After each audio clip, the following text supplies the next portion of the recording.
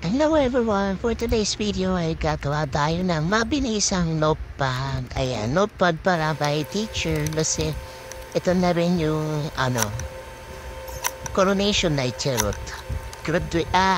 Moving up ng anak ko. So ito na lang ibibigay natin kay teacher kasi mas magagamit niya yung notepad at saka pen. So nakikita nyo, kinakat ko na yung mga notepad. Tig 5 sheets lang siya, magkaibang style. Ayan, so ang ginawa ko tig 5 sheets tapos apat siya sa isang A4. Di ko alam kung anong size nito eh. Inano-ano ko na lang, inadjust. So wala akong chipboard. Yung likod na lang, yung mga extra paper na lang, yung aking bato sa photo paper ang ginamit ko. Ayan. So, useful pa rin yan kaya huwag na itatapon. Tapos, eto na nga, maglalagay na tayo ng pandikit, tak-tak and tak-tak sobra.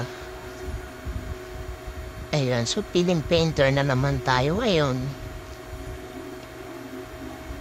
Dati nagsisalin ako sa maliit na dagayan, ngayon hindi na dinediretso ko na sayang eh. Ayan, eto na ang ating finished product. Thank you for watching.